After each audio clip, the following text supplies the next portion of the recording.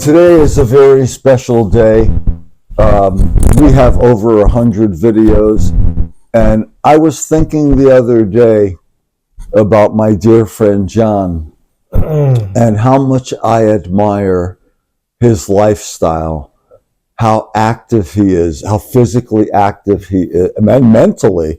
But what struck me most was, here's a man who is aging so gracefully because of his lifestyle choices. The man still goes, downhill skiing.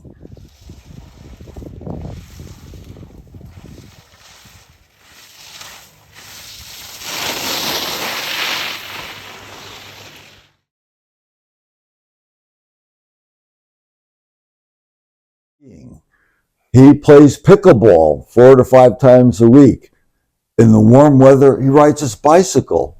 This is, an example that he's setting for anybody who's aging and has aches and pains and things like that, and how healthful his lifestyle is. So we want to spotlight and chat with John today about his life and his activities. Thank you, Fred. First of all, I want to say how uncomfortable I am talking about myself.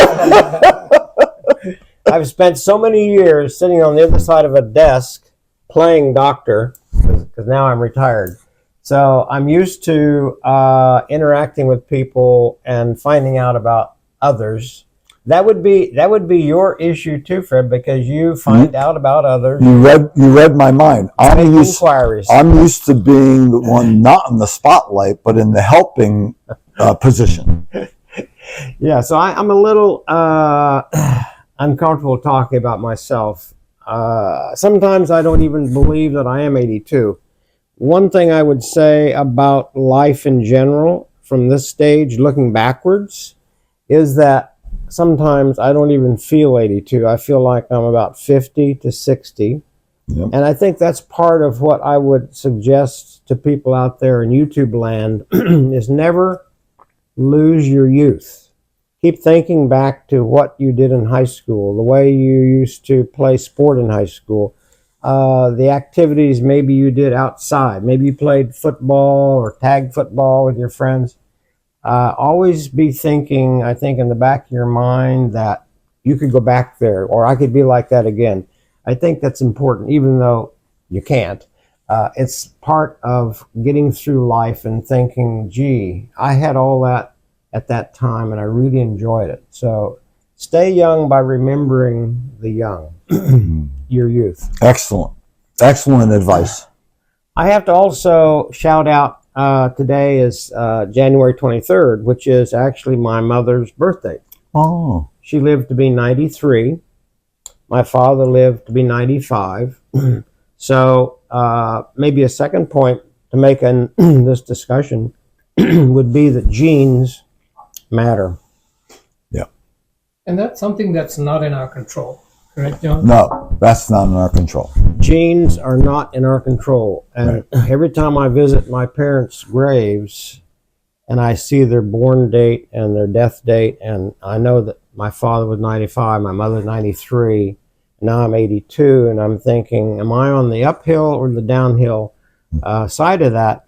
But genes are very important, and you can do a lot of things during your own life to protect your genes from deteriorating and from trying to age too quickly. So outside activities have always been my respite, whether it was tennis, and then after almost 60 plus years of tennis, I converted to pickleball. Love that sport. So for all you picklers out there, go for it and have fun. As an example, I think last week I played pickleball 2 days, and 2 days I also went skiing. So I had that's almost like a Valhalla moment when you can go play pickleball in the morning and ski in the afternoon, or go ski in the morning, play pickleball in the afternoon. Wow. That's an inspiration. Yes. But But I also had to shout out the kind of seeing my genes in action was my eldest daughter, Shannon. I visited her last week in New York, and she was the most svelte and muscular I've ever seen her, Wow. down to 150 pounds. Hmm. 150 pounds. And I said, Shannon, you look like high school. And I know what she's been doing. She's been doing jujitsu. And she goes Martial arts. martial arts. She goes 3 and 4 times a week, sometimes 5. And it's remarkable the energy and the enthusiasm that she puts in doing that. My wife and I went to watch her class, and she got presented a blue belt, which usually you can't get until about 14, 16, 18 months of doing jiu-jitsu, and you have to prove you can do certain moves. It's a very, let's just say, intimate sport. I mean, it's kind of wrestling, you know. Yeah, it is, isn't it? Yeah. It's what do they call it? The Tactile. tactile and touch sport. Yeah, yeah. Very tactile. And that's a key word, because I remember talking with her husband, Simon, and I said, are you okay with Hannah doing this? Don't get her on her wrong side, right? Yeah, but I said, these guys are hanging on her, they're on top of her, they're wrestling with her, they're flipping her over. I mean, one of the girls in her class broke her arm, for Christ's sake. Oh my God. Wow. Oh gosh. So, yeah, I just want to say a shout out to, I guess, the gene legacy hopefully is living on. But it's an inspiration, quite frankly, to me, to see her commitment to be able to go 3, 4, 5 times a week to this sport and commit to that kind of improvement. Like father, like daughter. Yeah, I guess you could say that. In addition to being a mom and a working lady, and Yes. A commuter. She drives She drives to Albany, to Albany to for work. And then I'll shift real quick to the other daughter who lives in Pennsylvania. And a shout out to her. This is Lindsay. She has been able to maintain her weight through fasting, going mostly, I wouldn't say vegetarian, but really subtracting a lot of meat out of their diet. okay. And through fasting and watching their diet and cooking properly with the 2 granddaughters and her husband, she has maintained her weight and looks super duper too. I applaud both of them, because I don't remember being that conscientious when I was in my late 30s and early 40s. I don't think I really turned that physical until I was in my late 40s. And I kind of, I didn't know that. I pulled back from work a little bit, and I took my father to Lions Club and interacted in the community more. But I took up kickboxing. That was, I loved kickboxing. Can you imagine him doing kickboxing? I'm still learning you things know? about him after so many years. That's right. I can't imagine that. Kickboxing is Don't ever get angry at me.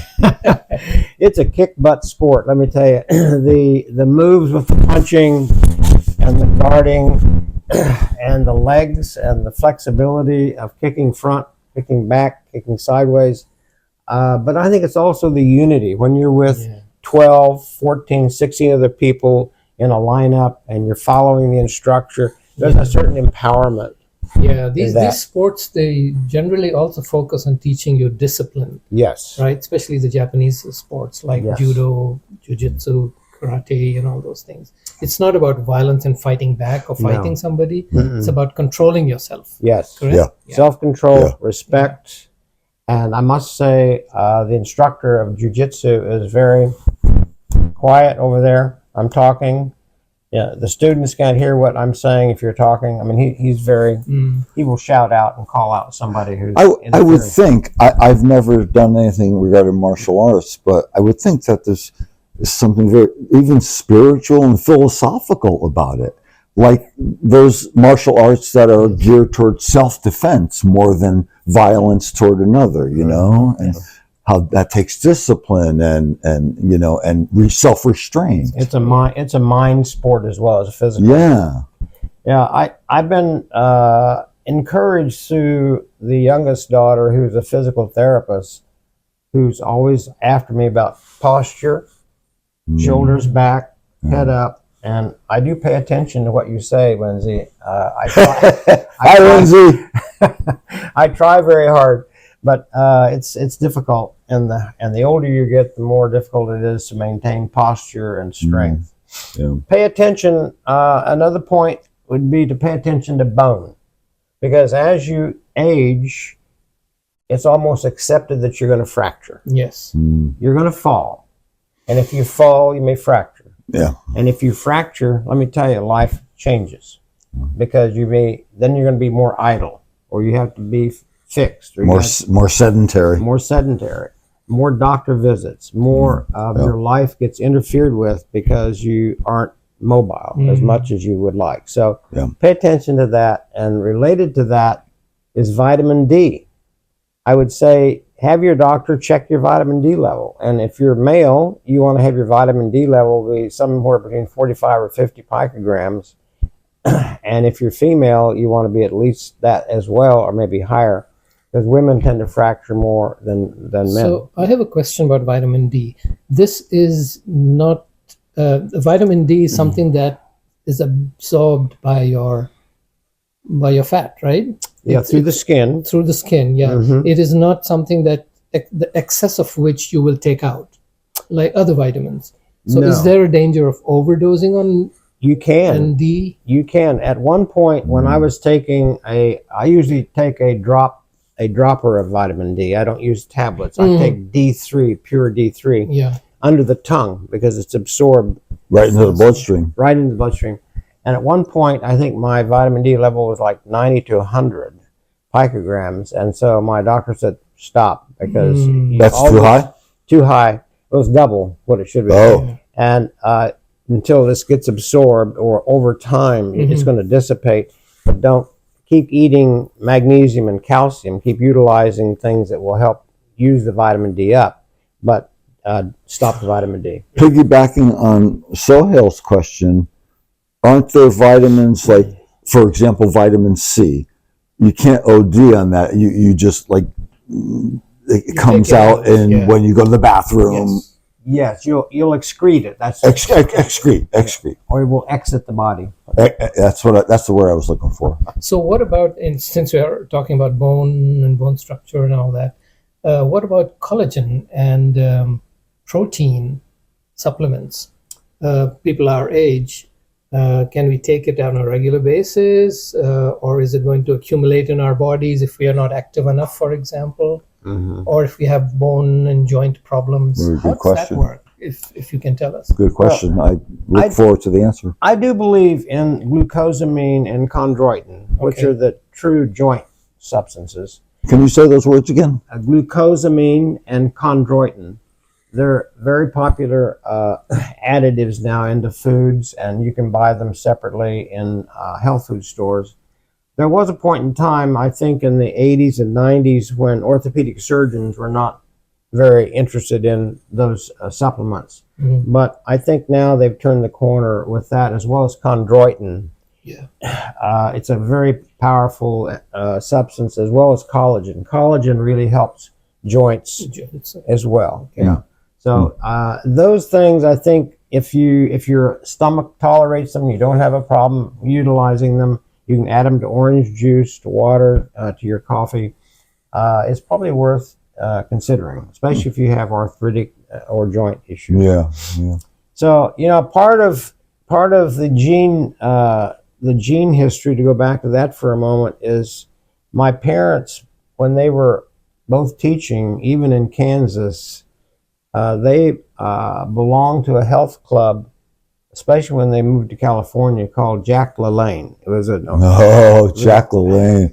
Grew up watching him on TV. yeah. He was like a muscle man. He was- I see. Okay. and a developer of Yeah, physical. He was way ahead of his time. He was an He was. exercise guru before it was all the craze. I mean, he blazed the trail, Oh, I see. Okay. and started studios and health clubs. and he lived a pretty long life and stayed muscular, Yes, he and did. he was amazing. Wow. He was Jack LaLanne. You can look him up on YouTube. Yeah, check him out. My parents used to go to his kind of exercise club area. And I always marveled at that because my father had polio, and he had one leg that was a little shorter than the other. He had a limp because of polio, because the vaccine wasn't in place when he was growing up. Right. And so they would go and exercise and come home, and I thought, gee, that's a pretty... They've had a full day teaching, doing other things, cooking, and then they go to the gym. So I think that had an impact on me too. And that is germane to our subject today about John's healthy living habits. How important, he talked about genes, but also the example that your parents and others, when you're growing up, other adults, set for you. Examples, it's a very good point to emphasize.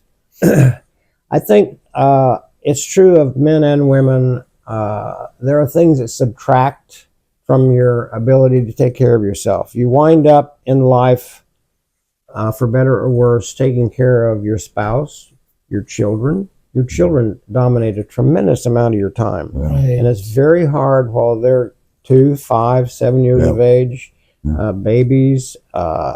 It's a very difficult time until they get into high school and beyond, devoting time to driving them places before they drive.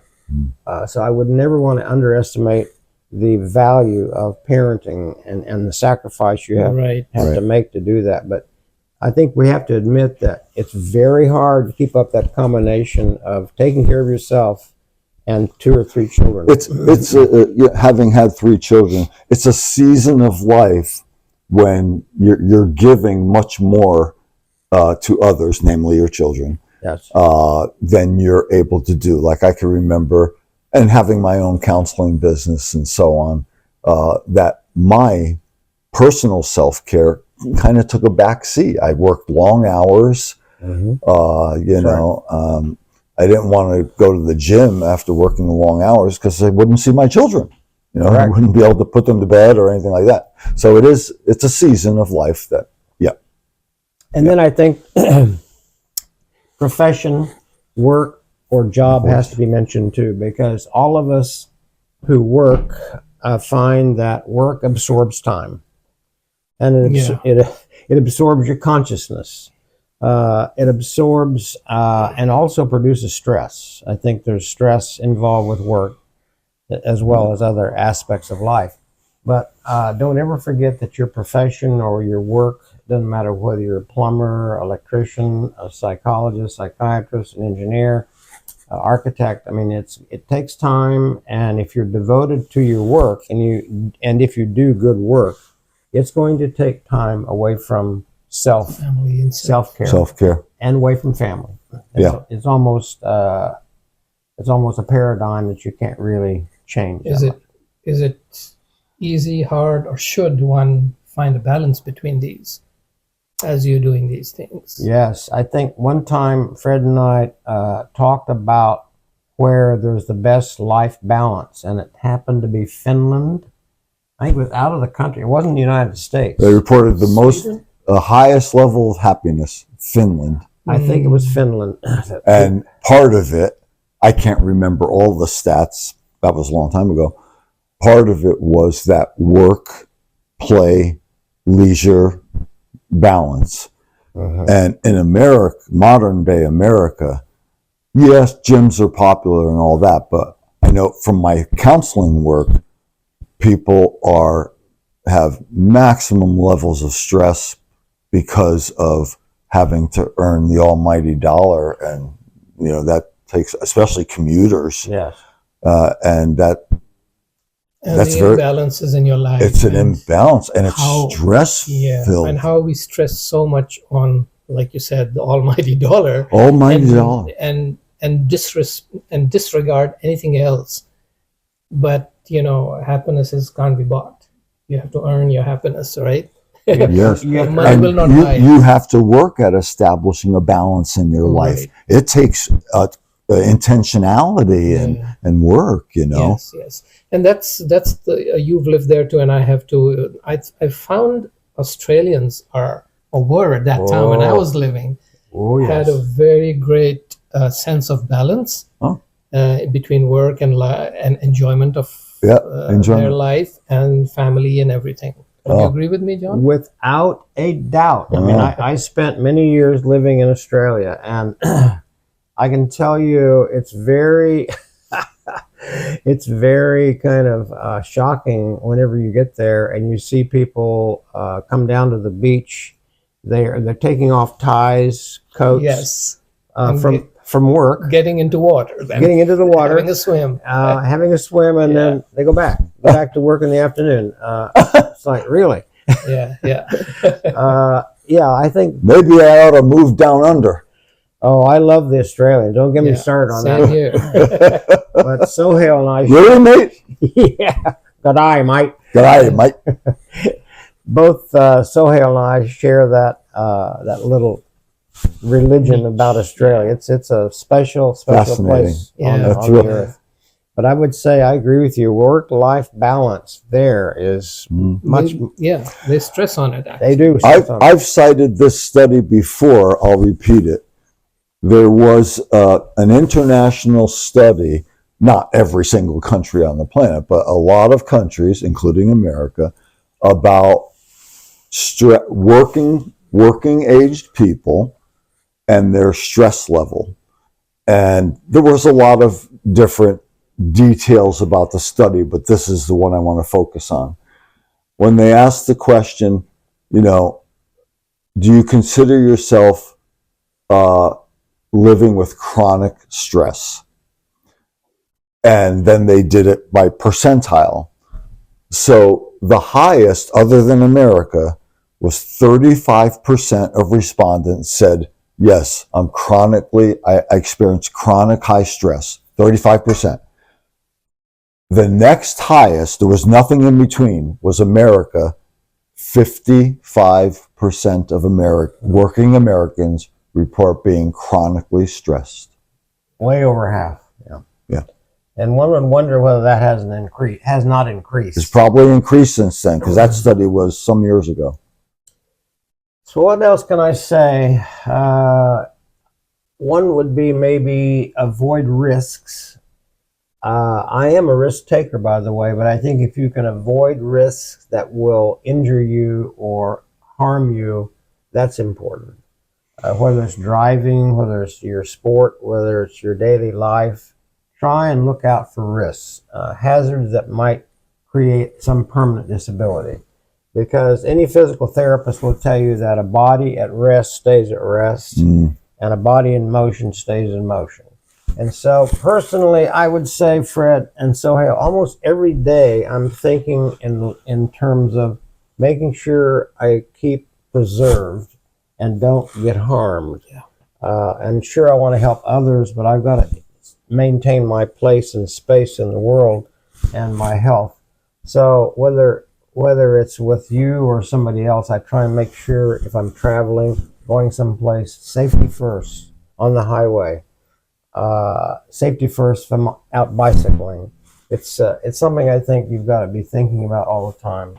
Even if you're downtown in downtown Winchester or you're someplace in a mall, I think you've always got to be thinking a little bit in the back of your mind, especially if you have loved ones with you.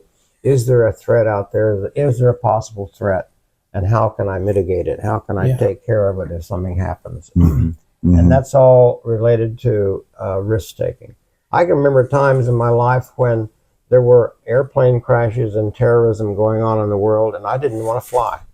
Yeah. And I could afford to fly. That time. I could afford to fly. Bad time. But I would say to my wife, "No, I don't know. I just don't think I want to fly right now. I don't think we ought to travel right now until things kind of calm down." So I would just throw that out there as think about risks for your children too, but for that matter, and your wife. But personally, to keep your health as in good a shape as you can, I think you have to minimize risk and avoid it. You can't be good to anyone else if you can't take care of yourself. Right. I like So that. that's important. And I want like to that. I want to comment on and piggyback on what John was saying about a body in motion. It's well known that this saying that, at least in America, I don't know about other countries, can't speak for that. There's researchers saying sitting is the new smoking. The Americans are so sedentary Yes. with television, phone, cell phones, computers, and so on, and that has shown itself to be damaging to people's health with the high rates of obesity and different things like this. Yes. So this man for me is an inspiration as far as being so active and aging so gracefully because of his self-care and because of his activities. I would say decrease your screen time, except for watching YouTube and watching. They need to increase that, right? Yeah, right. Increase Fred and John Talks And decrease everything else. and right? decrease everything else. He's also a salesman on the side. Yeah. But yeah, I think that's true, Fred. Too much screen time, too much downtime, too much sitting, and it's not going anywhere. I used to tell my daughters and chide my daughters when they're watching television after school for a couple of hours because they were chilling out. I'd say, you two are there watching life. You're living life secondhand. And they'd say, what do you mean? I said, well, because you're not really in the screen, you're not really in the script, you're not really in the joke or the situations going on. Yeah, you're an observer watching from the outside. Passive observer. Yeah, Passive, your right. passive life. So get out there and do some gardening or go pick some weeds. We lived on a farm, and so I was always after them to go mulch the gardens or go pick a weed, do something, move the gravel on the driveway, keep busy. I would add travel to that if you can. Sure. And not just travel locally. Locally is good. There's a lot to see in the United States, but even foreign travel Overseas. is very, very important. Not just to engage with people with other cultures and other ways of living, but to see how other people are doing compared to ourselves. Yes. And maybe emulate some of the stuff that they do, and find out where their minds are at. My wife and I, when we go out, we just reach out to the local people and sit down if we can, talk to them. Hey, what's happening in your life? If they want to talk about it, and it always turns out that they always are happy to talk to you and tell you about stuff and what they think, what's happening. Not just in their country, but around the world. And you may get a tip. You may get a tip about a recipe or There a you go. food Yeah. or something that's good and healthy for you. Travel, I would say too, Fred and Sohail, travel has been a wonderful Yes. tonic. It's For an us to- education in itself. Yes. My 2 cents on the topic Yes. is I am not the world traveler that these two men are, but I did live in Rome, Italy for 2 years, and I learned a lot about their healthy lifestyles, especially their diet, which they call the Mediterranean diet, their activity, how much they walk. Yes. And it was, That's a good point. Yeah. Walking and cycling and public transportation is so good. Yeah. In countries, I'm afraid I have to say, outside of the United States. yeah. Here we Europe, go everywhere in our Turkey, cars. Even in third world countries, places like Malaysia, for example, Kenya, I'm not sure, but other places, the public transportation is so well developed that you can take a tram or a train or underground from anywhere to anywhere, Yep. and the rest of the places you walk. And here, except in the city where people have access to subways and buses and taxis, we live out in the sticks and we go everywhere in our cars. Out in the Which, boondocks. I mean, I'm grateful to have a car, but, you don't do much walking. Well, if you have a car, Fred and I will sooner or later comment on your license plate because that's one of our favorite YouTubes. We've done a couple about license plates. Send us your license plate number. Send us your license plate. Yeah. So, you want to wind down? Send us your subscription. Yeah. Well, I have one thing I need to finish on. Okay. And that is cooking. I love to cook. And that opens up Pandora's box because of the three of us here, I would be probably the least well recognized cook because this gentleman over here, our technology guru and CEO of editing, his wife is the queen chef. I have several names for her, but she's a queen chef. I'm blessed. She's a gourmet cook. Gourmet cook. Yeah, no question about that. Fred does pretty well making Irish coffee, and so does Sohail. But I'm a generalist. You're a generalist. Okay. But I must say, Fred makes very good Italian stuff. Thank you. Oh Italian food. yes, Yeah. yes. I've had that. Thank you your very Italian much. Food. Yeah. I appreciate you throwing that in. Yeah, we're lucky to have Fred as an I Italian. am my mother's son. She taught me how to make Italian sauce from scratch and so many other things. And I also have a 93-year-old aunt of mine who is Oh, an yeah. excellent Wow. cook. She's up in Connecticut, and I've called her. She's my go-to person for getting recipes about how to make Italian meals and everything. So I'm no chef by any means, but I've always said, like the saying goes, if you can read, you can cook. You can cook. You get a good recipe, you can cook. And since I've been living alone for 8 years, it affords me the opportunity to cook a lot, especially when people. I have company coming over tonight. I didn't get an invitation, Fred. My son comes over for movie night, and I feed him, I cook, and I I'm really sure they love it. I really Yeah. enjoy it. It's a way of showing love. And on this side, I can certainly say Samina, that's Oh. Sohail's wife, she brings the love of cooking from India and that part of the world. I mean, And Turkey. you in Turkey, I mean, wow. Yeah, she's She's a wow. Fred and I feast when we go to Oh, visit gosh. Sohail. I try not to go there too much. Thank Put you, on guys. too much weight. She'd love to hear that. So I think to summarize with the last point would be food and nutrition is to try and eat maybe more organic foods if you can afford that and pay what it costs to eat organic. But even simple things like avocados and avocado oil are good for you. I would just put a plea out there for pay attention to what you eat, trying to get away from all the processed foods and eat more naturally. Yeah. And that's going to absolutely help your health and your joints and your movement and your activity for sure. And eat a lot of olive oil, A lot extra of olive oil. virgin. Extra virgin. Mm. So that's all I think I have in my mind about myself and relating to the world. I appreciate you bringing up the topic, Fred. Sure, I hope I do. a job well done. And actually on Tuesday night, I was with somebody who turned 100 last month, Wow. and he's a World War II veteran Oh my!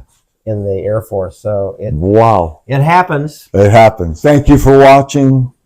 If you like what you see and hear, as we always say, please spread the word, subscribe, and we appreciate your viewing our channel, our episodes. God Sure. bless. God bless you all. You're here.